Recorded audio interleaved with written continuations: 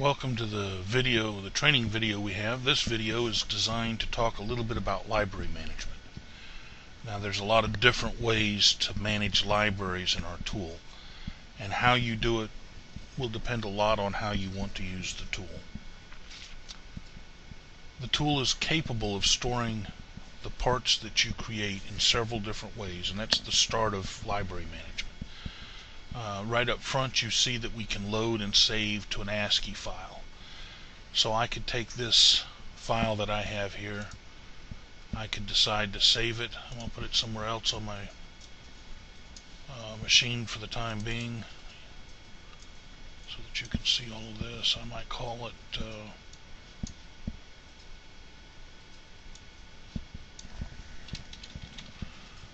Frank's XLR. Now I can clear that library and I can load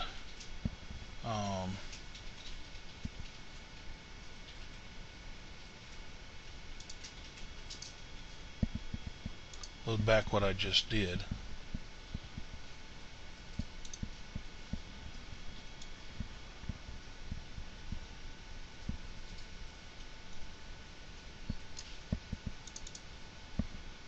And there you see it. We use that capability significantly in our business, and so I'm going to demonstrate for you how we store our libraries typically, reminding you that we have over 6 million parts in our library. You'll see that I have a directory here where we're storing all of our parts by manufacturer with the date that they, in general, with a date when they were last touched. This allows us to go through and build all of the parts for a particular company. I'll use Panasonic as an example, and allows us to see when we last updated it, and then as new series of parts come out, search just the Panasonic libraries for areas that we could increase or grow. Particularly when we do this, we have areas like Samtec where the series names change, and with time they just add to those series. So you'll see here we didn't put a date, but instead we put the name of the series of connectors that we built for Samtec, and all of the parts for that series are created and held in these libraries. So certainly one way to do it is to build a group of parts and store them into an ASCII library in a manner that you can find. You may find that it's appropriate for you to store them by a board part number. If you're a service bureau, it may be by a customer name and a board. But we very much try and organize things on our end by manufacturer part number. It could be by a footprint style. There's a lot of different ways to do it. But in general, we like to use the ASCII as our master, and we store those into known directories in a known format that our people understand and can save to. Now, having said that, we have some other alternatives. Within our tool, you have the ability to store into components that you've created yourself into a database. And so that database is an access database, and you're storing into something like this. And you will find that your all of your data shows up as a table with the name and the vendor and the part number and so forth when you save it.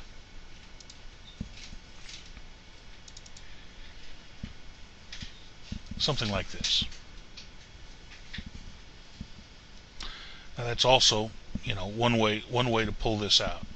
And we will look for this library and this component name to pull it out and put it back into the Ultra Librarian when you select a part or when you store a part. This isn't the best way to store things because access slows down dramatically with time, and it also tends to not be very usable over an internet connection, because to open this view up, it has to load all the data into your machine before it can display. Going over the internet, that gets very time consuming and error prone.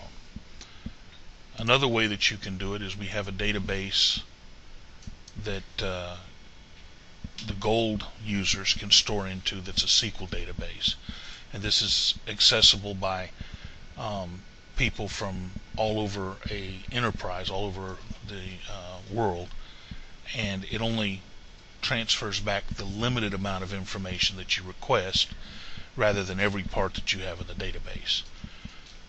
You'll notice that in this we don't store on a local drive, but instead we store all of the file data as a blob in the database, and we extract that information when we load it into the library.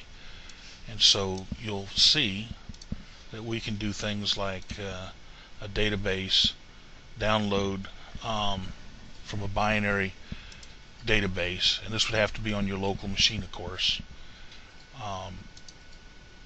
And if we can connect up to the database, we'll give you access to pull parts based on a search criteria, and you can load those into your file. I guess the main purpose of this video is to show that there's a lot of flexible ways to do it, and what we have chosen to do internally is a two-prong approach. We have all of the ASCII files that I showed you a moment ago in the directory that represent all the parts that we've built, and that's our key or our main storage mechanism. But it's not easy to search for a part that's in an ASCII file. Even if you have a fairly good idea of where to look for the part, it can be a tedious search sometimes. So the database storage is a very powerful method for us to put our parts into and be able to find them quickly. With 6.7 million parts, which I believe was our last count, that database has grown quite large. But it allows you in general to do a very quick select and export. The gold users have access to that, although I'm having trouble bringing it up on this machine at this point. The gold users have access to that database on their local machine, and it's a database they'll have to fill in. If, on the other hand, you wanted to use our software and our database, you would use the button below this, which would allow you to download a list from the Accelerated Designs database. Now, you don't have the ability to store data there, but you can pull from our library and then organize it how you'd like on your machines, whether it be in ASCII files or whether it be by boards that you've worked on or whatever. So it's a short video. The goal here is just to give you an idea of how we manage our libraries. That is, we store everything in ASCII with a date code or a manufacturer series, and then we store everything on the database as well. This allows us to do a quick search for a part if you have a part, and our internal process has a process where we save it into a known directory, and anything that gets saved into that known directory later is transferred to the database. Now, this is an example of a database that you could access locally. It took a while to come up because I'm not linked to it real well, but you can search for a particular part number. Let's say that you're looking for an LM73 11. You could type just LM73, hit the search button, and it will come back with all of the parts that start with LM73 and make a list of them for you.